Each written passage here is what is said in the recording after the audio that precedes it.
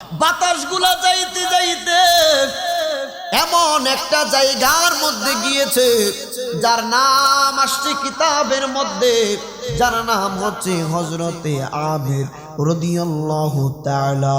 সেই ছিল একজন মূর্তি পূজক, সেই ছিল একজন মূর্তি পূজারী। তার একটা কন্যা সন্তান ছিল। কন্যা সন্তানের দুইটা রোগ ছিল। একটা রোগ হলো তার কন্যা সন্তানের কুষ্ঠ রোগ ছিল, আরেকটা রোগ ছিল তার কন্যা সন্তানের পাটা প্যারালাইজ ছিল। সেই তার কন্যা সন্তানটা দাঁড়াতে পারতো না, হাঁটতে পারতো না। সমস্ত দিন এই যে বিছানার মধ্যে গোড়াগুড়ি কইরা সময় কাটায়া দিত। ইনজিমিন টাইমে এইরকম ভাবে যখন সময় কাটতে লাগলো, এই যে হঠাৎ কইরা আর এই মূর্তিটাকে লক্ষ্য করে বলল, ভগবান আমরা তো তোমাকে খোদা মানি, আমরা তোমাকে স্রষ্টা মানি, আমরা তোমার পূজা করি। এই যে আমার কন্যা এই বিছানার মধ্যে মাসের পর মাস এইরকম ভাবে পইরা আছে, আজকে তোমার ঘরের মধ্যে আমি সাজায়া রাখলাম, আমার মেয়ের চিকিৎসা আজ থেকে তুমি করে দিবা, আমি দেখব তুমি ভগবানের কত শক্তি। ইনজিমিন টাইমে দিন যাইতে লাগলো। মূর্তি তো কথাই বলতে পারে না, মূর্তি কারো ভালো করতে পারে, মূর্তি নিজেই চলতে পারে না, মূর্তি নিজেই কথা বলতে পারে না, মূর্তির কোনো প্রাণ নাই। ইনজিমিন টাইমে যখন সময় যাইতে লাগলো, হঠাৎ কইরা এই যে আমির লোকটা তার স্ত্রীকে লইয়া ঘরের ছাদের উপরে উঠে গেল। ওইটা ডাক দিয়া কই, বিবি গো, ও বিবি, বহুদিন হয়ে গেল মূর্তি রাখলাম, কিন্তু আমি দেখলাম মূর্তি আমার মেয়ের কোনো চিকিৎসা করতে পারছে না। ইনজিমিন টাইমে যখন এইরকম কথাবার্তা চলছিল, ওই যে নবীর প্রেমের হাওয়া এই দিক দিয়ে আসতে আসতে আমেরের স্ত্রী এবং তার গায়ের মধ্যে নবীজির প্রেমের হাওয়াটা লাগলো। সুবহানাল্লাহ। নবীর প্রেমের হাওয়া আমেরের স্ত্রীর গায়ের মধ্যে লাগছে। হঠাৎ করে তার মেধা শক্তি মেন্টালিটি চেঞ্জ হয়ে গেল। আমের ডাক দিয়া কই, বিবি রে, আমি বড় চিন্তায় পড়ে গেলাম, আমি বড় ভেবে দেখলাম যে মূর্তি নিজেই কথা বলতে পারে না, ওই বুবা নামক মূর্তিটা আমার কন্যার চিকিৎসা করবে কিভাবে? যেই মূর্তি নিজের ভালো মন্দের কোনো কিছুই করতে পারে না, নিজের হাত গোনা নাড়াইতে পারে না, ওই মূর্তি কি আমার কন্যার পা ঠিক করতে পারবে? কোশ্চিন কালেও পারবে না। ওগো বিবি, আমার মনে হয় আমরা ভুল ধর্মের মধ্যে আছি, আমরা ভুল ধর্মের মধ্যে আছি। এই রকম কথা বলতে বলতে হঠাৎ কইরা আকাশের মধ্যে যেই মাত্র তাকাইল, তাকায়া দেখে একটা আলো দেখা যায়। এই একটা আলো সমস্ত পৃথিবীটা আলোকিত কইরা দিতাছে। সুবহানাল্লাহ, সুবহানাল্লাহ। একটা আলো সমস্ত আকাশটা শুধু নয়, সমস্ত পৃথিবীটা আলোকিত করে দিচ্ছে। আমের লোকটা ডাক দিয়া কই, কি ব্যাপার? এত উজ্জ্বল একটা আলো, মানে এত উজ্জ্বল একটা নূর, কার নূর? হঠাৎ কইরা গায়েব থেকে আওয়াজ আসলো, হে পাগল, এই নূর অন্য কাহারও নাম। দুনিয়ার জমিনের মধ্যে এমন একজন মানুষ পদার্পণ করেছেন আল্লাহর পক্ষ থেকে, সঠিক ধর্ম নিয়ে আমার আল্লাহ রব্বুল আলামিনের দ্বীন প্রচার করার জন্য এমন একজন আল্লাহ রসুল দুনিয়ার জমিনে পদার্পণ করেছেন, যেই নবীর কারণে সমগ্র পৃথিবী আমার আল্লাহ সৃষ্টি করেছেন। নবীর সাহাবী ডাক দিয়া বলতেছে, জগৎবাসী শুনো, আমি বড় পেরেশানির মধ্যে পড়ে গেলাম। আমি দেখলাম নূর নবী মুহাম্মাদুর রাসূলুল্লাহ সাল্লাল্লাহু আলাইহি ওয়াসাল্লাম সিজদা মুবারকের মধ্যে গেলেন, কিন্তু মাথা মুবারক তিনি উত্তোলন করছেন না। আমি বড় পেরেশানির মধ্যে পড়ে গেলাম। নবীজি এত দীর্ঘ সিজদা কোনোদিন দিতে দেখি নাই। আব্দুর রহমান ইবনে আউফ রাদিয়াল্লাহু তাআলা আনহু তিনি বললেন, অনেকক্ষণ পরে দেখলাম নবীজি খুশি মনে মাথা মুবারক তুললেন। জুড়ে বলা যাবে কি সুবহানাল্লাহ। নবী আমার ডাক দিয়ে বলতেছেন, রে আব্দুর রহমান, আয় এদিকে আয়, আমার উম্মতের জন্য জিব্রাইলের মাধ্যমে জিব্রাইলকে পাঠাইয়া দিয়া আমি নবীজির উম্মতের জন্য দুইটা সুসংবাদ আমার আল্লাহ পাঠাইছে। নবীর সাহাবী নবীর কদম মুবারকে গেলেন, যাইয়া ডাক দিয়ে বলতেছেন, নবী গো,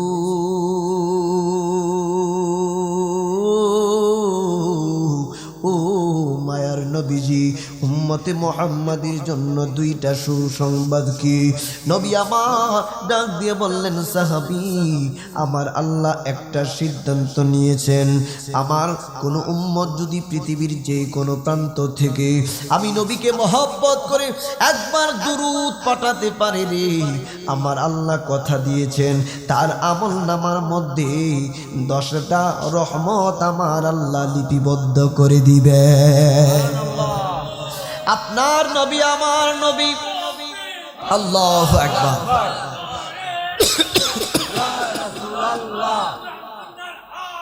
ঘরে ঘরে কোরআন সুন্নাহ।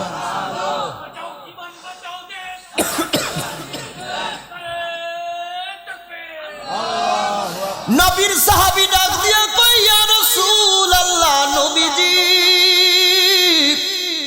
2 নাম্বার সুসংবাদ কি? নবী আমার ডাক দিয়ে বললেন, সাহাবীরি, আমার কোন উম্মত পৃথিবীর যে কোনো প্রান্ত থেকে আমি রাসূলুল্লাহর উপরে মহব্বতের সহিত যদি একবার সালাম পাঠাই, আমার আল্লাহ তাকে একবার সালাম দিব। আমার আল্লাহ তাকে একবার, তাহলে ওই নবীর উপরে দুরূদ পড়তে কোনো অসুবিধা আছে? আমি ইবারত টানলে বললাম অনেক সময়ের ব্যাপার। এই ছোট্ট ছোট্ট বিষয়গুলা যদি তাহকিক করে কথা বলা যায়, অনেকগুলা কথা বেরিয়ে আসবে। ইমাম বুখারীর মতো ব্যক্তি আয়াতের যে ব্যাখ্যা করেছেন কিতাবুত তাফসীরের মধ্যে, আমি সময় ওইদিকে যাব না, শুধু এতটুকু মনে রাখবেন, রাসূল করিম সাল্লাল্লাহু আলাইহি ওয়াসাল্লামের উপরে সবচাইতে বেশি দুরূদ যে পাঠ করবে কিয়ামতের ময়দানে নবীজি বলেছেন সবচাইতে কাছে থাকবে নবীজির ওই ব্যক্তিটা। হাদিস। শুধু তাই নয়, কিছু আমল ফরজ না, কিছু আমল ফরজ না, কিন্তু ফরজের চাইতেও বেশি মর্যাদা রাখে। সুবহানাল্লাহ। হুজুর এটা আবার কেমন কথা? হ্যাঁ, অবশ্যই কিছু নীতিমালা যারা কি বলে ইফতা করেছেন, তাকাসসুস ফিল ইফতা বা তাকাসসুস ফিল ফিকহ, ফকিহ হয়েছেন, কিছু বিষয় আছে একমাত্র ফকিহ যারা তারাই বুঝবে আর কি বিষয়টা। কিছু বিষয় আছে ফরজ না, কিন্তু ফরজের চাইতে বেশি মর্যাদা দেয়। দেখেন, আমি যদি নরমালি একটা জিনিস বুঝাই, আপনি রাস্তা দিয়ে হাঁটছেন, আপনার সামনে একটা বাচ্চা খেলাধুলা করছে। এখন আপনি দেখছেন, বুঝতে পারছেন বাচ্চাটা যদি আর 3টা কাজ সামনে দেয়, সে হুচট করে পড়ে পায়ে ব্যথা পেতে পারে। এখন আপনি কি করবেন বলেন? এখন মুফতি আমিমুল ইহসান মুজাদ্দিদি আল বারাকাতি রাহিমাহুল্লাহ, কাওয়াইদুল ফিকহ, মুফতি হতে এটা পড়তে হবে, মাস্ট বি। তো এখানে উসুলগুলা দেওয়া আছে। এখন আপনি যদি বাচ্চাটাকে সেভ করে দেন, এটা আপনার ইখতিয়ার, এটার বিনিময়ে আপনি অনেক কিছু পাবেন আল্লাহর পক্ষ থেকে। যদি আপনি চলে যান এতে করে আপনার কোনো গুনাহ হবে না। এখন যদি চিন্তা করেন গুনাহ যেহেতু হইতো না, তো আমি এটা করতাম কি লাগি, তাইলে তো হবে না বাপ। আমি এখানে এসে যদি আপনাদেরকে সালাম না দিতাম গুনাহ হইতো? সালাম না দিলে কি গুনাহ হয়? সালাম দেওয়া সুন্নাহ, না দিলে কোনো গুনাহ নাই। এখন যদি বলি গুনাহ নাই যেহেতু, তো সালাম দিয়ে লাভ কি? তাহলে তো আর মানে পুরা কথাটাই বিফলে গেল। আমরা তো আসছি আল্লাহ এবং তার রাসূলুল্লাহর তরিকা মোতাবেক চলার জন্য। দুরুদ সালাম এমন একটা বিষয়, নামাজ ফরজ, আমাকে আপনাকে পড়তে হবে, কিন্তু রব্বুল ইজ্জত নামাজ আদায় করেন না। যদিও সালাতের 5টা অর্থ হয়, মানা হয়, কিন্তু আল্লাহ রব্বুল আলামিন একটা কাজ করেন, তার প্রিয় নবীর উপরে দুরুদ পাঠ করেন। সুবহানাল্লাহ। আল্লাহর দুরুদের অর্থ কি আমি জানি না, এখানে গত বছর আলোচনা ব্যাখ্যা করেছিলাম। ইমাম বুখারীতে উল্লেখ করেছেন, অনেক বড় ইবারত, আমি মুখস্থ বলতে পারবো কিন্তু ব্যাখ্যাই গেলে অনেক সময় লাগবে। যাই হোক, আমরা যেহেতু আজকে এখানে এসেছি, আমাদের একটাই উদ্দেশ্য থাকবে, আমাদের কলিজার মধ্যে যদি নবীজির মহব্বত, আউলিয়া কারামের মহব্বত, পিতা মাতার প্রতি শ্রদ্ধা, পিতা মাতার প্রতি ইহসান, ছোটদের প্রতি স্নেহ, বড়দের প্রতি শ্রদ্ধা, এই বিষয়গুলো অন্তরে গেঁথে বাসায় নিয়ে যেতে পারি, আমাদের আর কিছু লাগবে না ইনশাআল্লাহ। কারণ আপনি সেজদা দিয়ে বাসায় যাওয়ার পরে যখন মাকে সম্মান করবেন, আপনার সেজদা কবুল হয়ে যাবে। আপনি সেজদা দিয়ে যদি বাবার মনে গিয়ে কষ্ট দেন, সেজদা বিফলে যাবে। ঠিক না ভাই? ঠিক। সেই জন্য আমাদের এমন কিছু বিষয়, মৌলিক বিষয় ঠিক করতে হবে, যে মৌলিক বিষয়গুলো ঠিক হয়ে গেলে ইবাদত ঠিক হয়ে যাবে।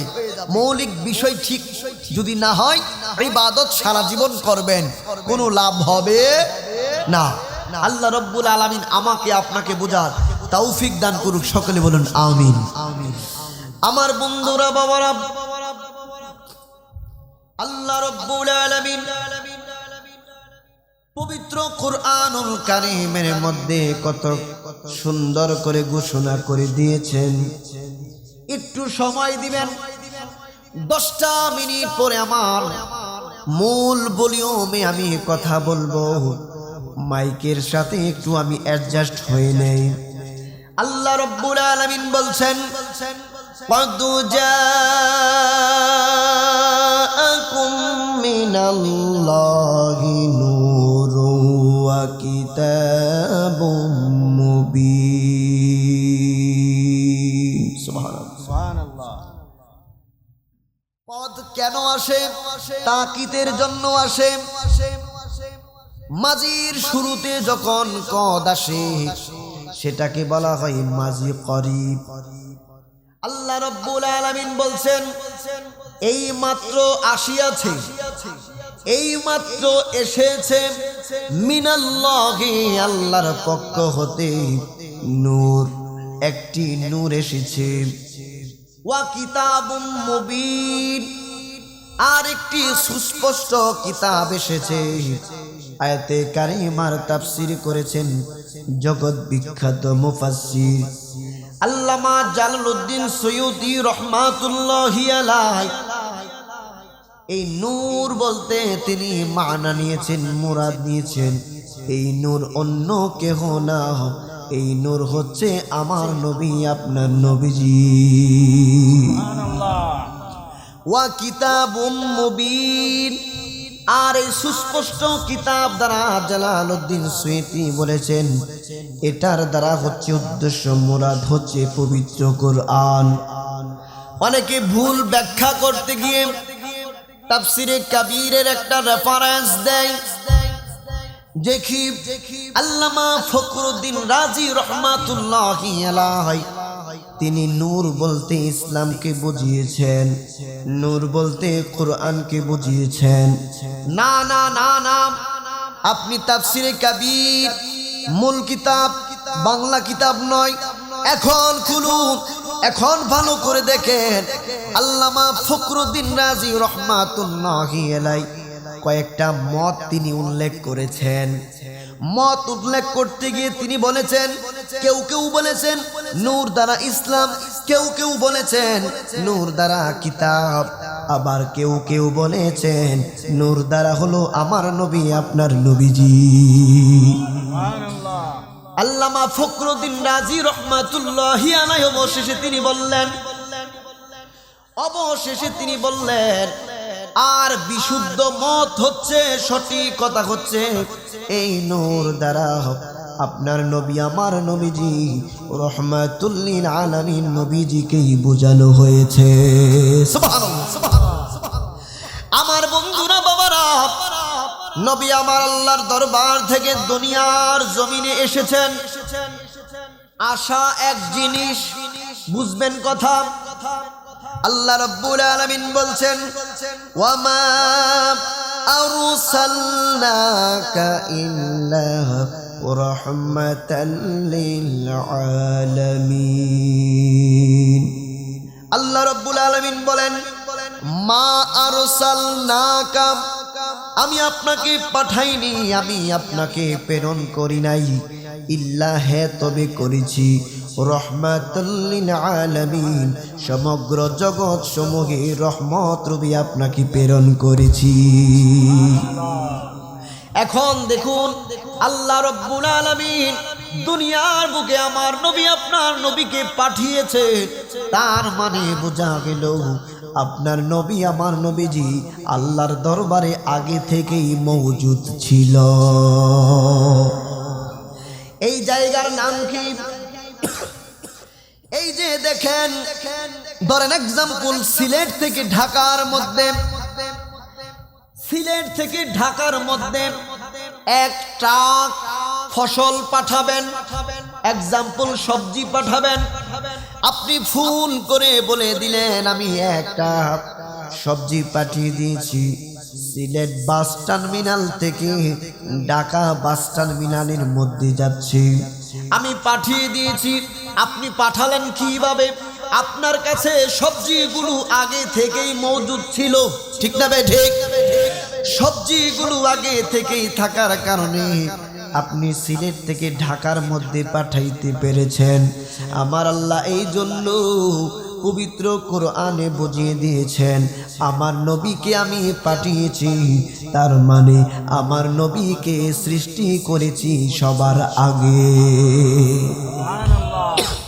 যখন আদম নবীর কোনো অস্তিত্ব ছিল না, যখন ঈসা নবীর কোনো অস্তিত্ব ছিল না, সমস্ত নবীগণের অস্তিত্ব যখন ছিল না, তখন আমার নবী আপনার নবীকে আল্লাহ সৃষ্টি করেছেন।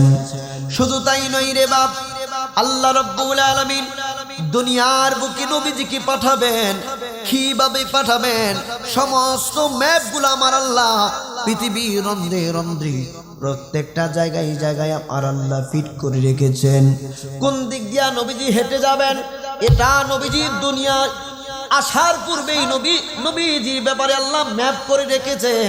দুনিয়া সৃষ্টির আগে নবীজি কোন জায়গায় গিয়ে বসবেন সেই কথাগুলো পর্যন্ত আমার আল্লাহ আগে থেকে জানতেন, লিপিবদ্ধ করে রেখেছেন।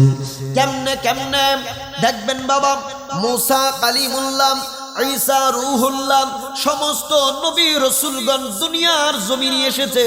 সমস্ত নবী রাসূলগণ উম্মতে, সমস্ত নবী রাসূলগণের উম্মতদের কাছে একটাই শুভ সংবাদ দিয়েছেন, আখিরি জামানার নবী আগমন করতেছে। একবার জোরে বলা যাবে কি সুবহানাল্লাহ?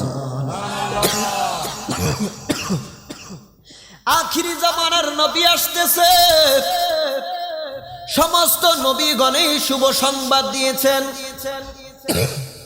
নবীজি কোন গাছতলার নিচে বলবে? আগে থেকে তাওরাত কিতাবে লিখিত ছিল, আগে থেকে তাওরাত কিতাবে লিখিত ছিল। নবীজি দুনিয়াতে আসবেন, আপনারা জানেন কিনা নবীজি আসার আগে পৃথিবীতে ইহুদিরা বাস করত। কারা? নবীজি আসার পূর্বে ইহুদিরা বসবাস করত। ইহুদিদের কাছে একটা জামা মুবারক ছিল, একটা জামা মুবারক ছিল।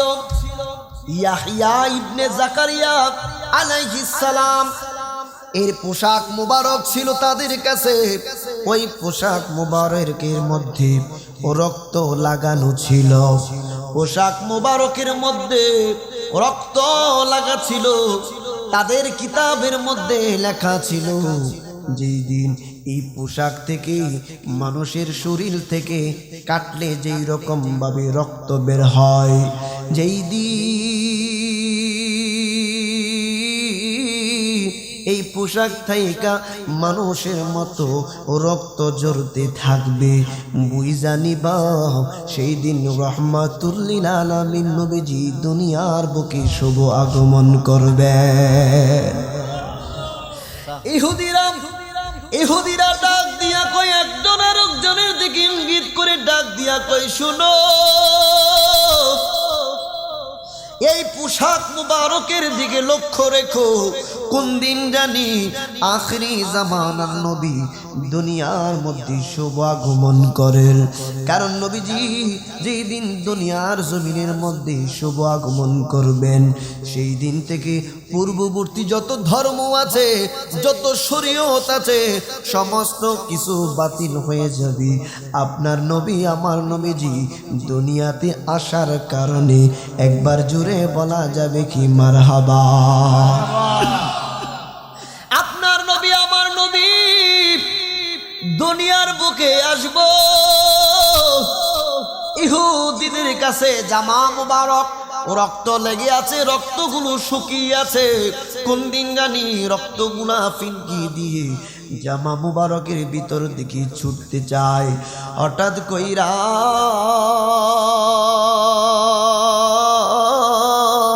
জামা মুবারকের ভিতর থাইকা রক্ত ফিনকি দিয়া ঝরতে লাগলো। একজন ইহুদি আরেকজন ইহুদিরে ডাক দিয়ে বলতেছি, দেখো না রক্ত মুবারক গুলা জামা মুবারকের ভিতর থেকে ফিনকি দিয়া ছুটতেছে। ইনজিমিন টাইমে তারা একটা চিৎকার মাইরা ডাক দিয়া কই, শুনো বুঝা গেছি আখিরি জামানার নবী বুঝি দুনিয়াতে চলে আসলেন। একটা লোক সমস্ত ইহুদিদেরকে জড়ো করে দিল। জড়ো করে দেওয়ার পরে তাদেরকে গ্রুপ গ্রুপ করে বন্টন করে দেওয়া হলো। তোমরা মক্কার অলিতে গলিতে প্রত্যেকটা গ্রুপ যে দেখবা আখরি জামানার নবী দুনিয়ার মধ্যে কি সত্যি পদার্পণ করেছে কিনা। সমস্ত ইহুদির দলেরা প্রত্যেক পাড়ায় পাড়ায় চলতে লাগলো আর বলতে লাগলো, শুনো আখিরি জামানার পয়গম্বর নাকি দুনিয়ার বুকে শুভ আগমন করেছে। কয় কেন এত অস্থিরতা কেন তোমাদের মাঝে? কয় আখিরি জামানার পয়গম্বর আসার কারণে আমাদের মুসা নবীর শরীয়ত বাতিল হয়ে গেছে, সমস্ত ধর্মগুলো বাতিল হয়ে গেছে। রহমাতুল্লিল আলামিন নবীজি দুনিয়ার বুকে পদার্পণ করার কারণে নবী আমার দুনিয়ার বুকে পদার্পণ করার সঙ্গে সঙ্গে আমার আল্লাহ একটা হিমেল বাতাসের ব্যবস্থা করে দিলেন। এমন বাতাস যেই বাতাস গায়ের মধ্যে লাগলে বড়ই চমৎকার লাগে, যেই বাতাসটা নাকের মধ্যে লাগলে বড় মেশকু আম্মরের চাইতে বেশি সুঘ্রাণ লাগে, যেই বাতাসটা গায়ের মধ্যে একটুখানি তুলে দিলে অন্তরের মধ্যে প্রশান্তি আসে। এই বাতাসের মধ্যে আমার নবী আপনার নবীজির প্রেমের একটা শ্বাস বাতাসের মধ্যে আমার আল্লাহ সংমিশ্রণ করে দিলেন। বাতাসগুলো বইতে লাগলো বইতে লাগলো। এই বাতাস যাদের গায়ে লেগেছে সেই পরবর্তীতে মুসলমান হয়ে গেছে, তার কপাল গোলা কইলা গেছে। অসংখ্য ইহুদির শরীরের মধ্যে, অসংখ্য বেঈমানদের গায়ের মধ্যে, পাড়ার মধ্যে, বস্তির মধ্যে, এলাকার মধ্যে বাতাস ছড়িয়ে ছিটিয়ে গেল।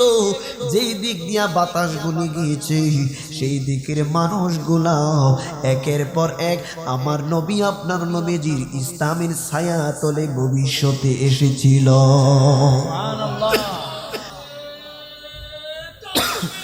আল্লাহু আকবার। আল্লাহু আকবার।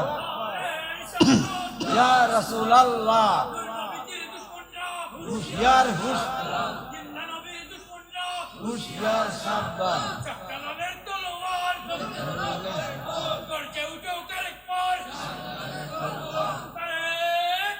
আল্লাহ। আল্লাহু আকবার।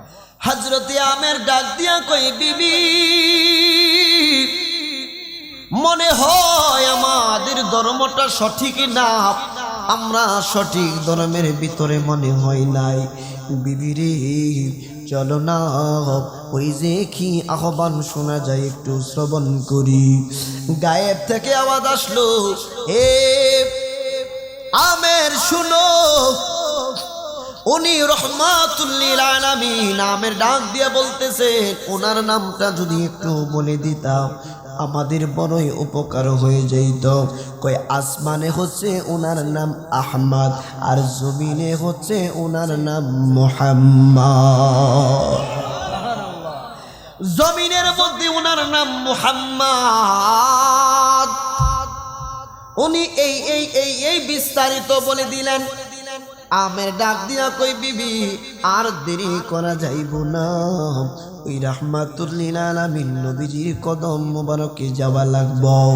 ইঞ্জিমিন টাইমে কথা বলতে বলতে পিছনের দিকে যেই মাত্র তাকাইলেন, তাকায়া দেখে তার কন্যা সন্তানটা এই যে ছাদের উপরে একটা কোণার মধ্যে দাঁড়াইয়া এই তার পিতা মাতার কথাগুলা শ্রবণ করতাছে। আব্বা ডাক দিয়া কয় মা, মারে বহু মাস হয়ে গেল, বহু বৎসর হয়ে গেল, তুমি বিছানা থেকে উঠতে পারো না। তুমি বিছানা থেকে উঠে এক কদম দুই কদম তুমি হাঁটতে পারো না রে মা। তুমি কেমনে, তুমি হেঁটে হেঁটে সিঁড়ি বেয়ে বেয়ে ছাদ পর্যন্ত তুমি কেমনে আসলা? আর তোমার গায়ের মধ্যে শরীরের মধ্যে যে কুষ্ঠ রোগ ছিল, এই কুষ্ঠ রোগই বা কোথায় চলে গেল? এই মেয়েটা ডাক দিয়া কয় বাবা, তোমরা যখন ছাদে চলে আসলা আমাকে রেখে, আমি হঠাৎ করে বিছানার মধ্যে কি যেন চিন্তা করছিলাম। হঠাৎ করে আমার গায়ের মধ্যে যেন কিরকম একটা হাওয়া লাগলো। হাওয়া, এই হাওয়াটা লাগার পরে আমি তন্দ্রা তন্দ্রা ভাবের মধ্যে গিয়ে আমি এক সময় ঘুমের মধ্যে চলে গেলাম। ঘুমের মধ্যে যেই মাত্র গেলাম আমি দেখলাম গো বাবা, কে জানো একটা নূর লইয়া আমার ঘরের মধ্যে হাজির হইয়া গেছে। একটা নূরের আলো লইয়া আমার ঘরের মধ্যে হাজির হইয়া গেছে। আয়েশা ডাক দিয়া বলতেছে, আর কত প্রতিমার পূজা করবি, আর কত মূর্তির পূজা করবি? রহমাতুল লিল আলামিন নবীজি দুনিয়ার বুকে আসছে, ওই নবীজির উসিলা দিয়া দোয়া করো, তোমার রোগ বালাই আমার আল্লাহ ভালো কইরা দিব। এই মেয়েটা ডাক দিয়া কই বাবা, আর এক সেকেন্ডও আমি দেরি করি নাই, ওই রহমাতুল লিল আলামিন নবীজির উসিলা দিয়া আল্লাহর দরবারে দোয়া করতে দেরি। আমি ঘুম থেকে ওইটা দেখি আমার পা গুলা ভালো হইয়া গেছে, আমি ঘুম থেকে ওইটা দেখি আমার কুষ্ঠ রোগ ভালো হইয়া গেছে। কেমন নবী আমরা পাইছি! নবীর উসিলা দিলে দিতে দেরি হয়, আল্লাহ মাফ করতে কবুল করতে দেরি হয় না। সুবহানাল্লাহ। আমার বন্ধুরা বাবারা গভীর মনোযোগ, এই কথাগুলো আরো অনেকগুলো কথা আছে, কিন্তু সংক্ষিপ্তভাবে খুব মুলাখাস কথাগুলো আমি বলছি, মূল মূল কথাগুলো বলছি। ইঞ্জিমিন টাইমে ওই স্বামী স্ত্রী হযরতে আমের তার বিবিকে লইয়া মক্কাতুল মুকাররমার দিকে রওনা হয়ে গেলেন। যাইতে যাইতে যাইতে যাইতে নবীজির আম্মা জানের হুজরা মুবারকের সামনে চলে গেলেন। যাইয়া ডাক দিয়া কই, আমরা শুনেছি মুহাম্মদ সাল্লাল্লাহু আলাইহি ওয়াসাল্লাম নামে একজন শিশু নাকি জন্মগ্রহণ করেছে, দুনিয়ার বুকে এসেছে, আমরা ওই নূরানিয়তকে একটু দেখার জন্য আসছি। হঠাৎ কইরা আম্মা জান আমেনা ডাক দিয়া কয়, আব্দুল মুত্তালিব যদি জানতে পারে তাহলে কিন্তু আস্ত রাখবো না, কেন রাখবো না জানুনি?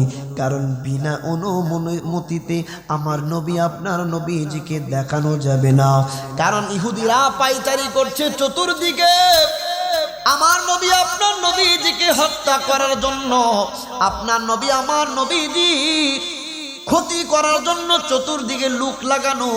এই জন্য কে শুভাকাঙ্ক্ষী আর কে শত্রু এটা বড় মুশকিল বোঝা, বড় দায়।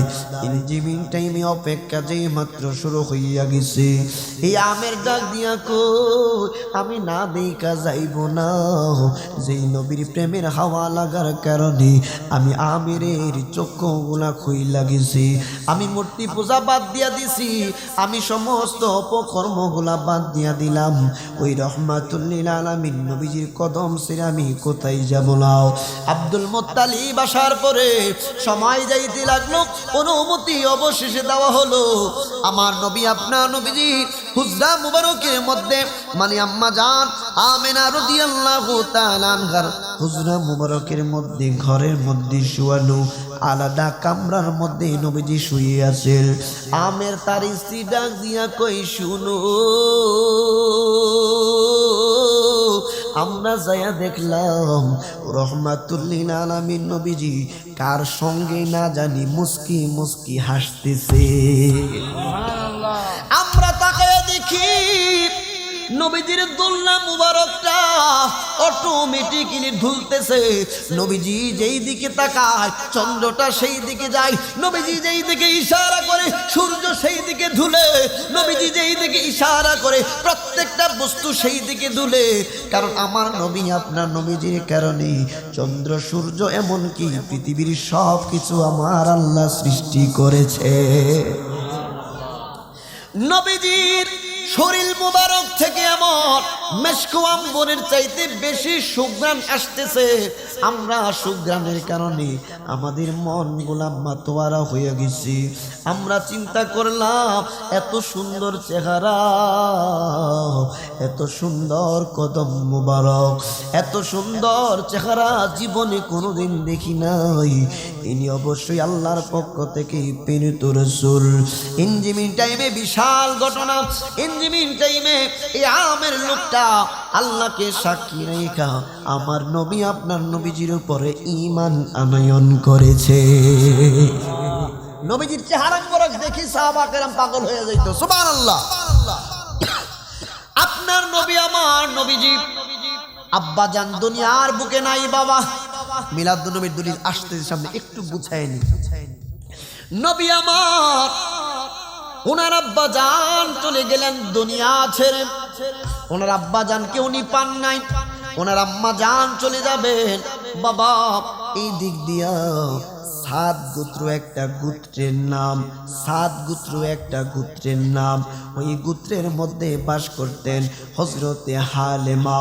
হযরতে হালিমা তো সাদিয়া, এই জন্য বলা হয় সাত গোত্রের মধ্যে তিনি বসবাস করতেন। বাপ ইতিহাস জানুন, সঠিক ইতিহাস। আল মাওয়াহিবুল্লাহ দুনিয়ার মধ্যে আল্লামা শিহাবুদ্দিন কসলানী রহমাতুল্লাহি আলাইহি বড় চমৎকার ভাবে কথাগুলো পুট করেছেন। আম্মা জান হালিমা তো সাদিয়া বলতেছেন, আমার সন্তান একটা, আমার সন্তানকে আমি দুগ্ধ পান করাইতে পারছি না। ভেড়া বুকরি আমাদের বাসায় বলতেছি, ভেড়া বুকরি যে গুলা আছে দুধগুলা শুকায়া গেছে, মানে যে উলানগুলা শুকায়া গেছে, দুধ দহন করা যায় না। আমার বুকের দুধ পর্যন্ত শুকায়া গেছে, আমি আমার সন্তানকে বুকের দুধ দিতে পারি না। এখন আমি মহা পেরেশানির মধ্যে পড়ে গেলাম। আলিমা ডাক দিয়া কই শুনো, আমি হঠাৎ করে একদিন আমি স্বপ্নের মধ্যে দেখতেছি আমাকে একটা বিশাল বড় একটা দুধের দরিয়ার মধ্যে দাঁড় করে দেওয়া হয়েছে।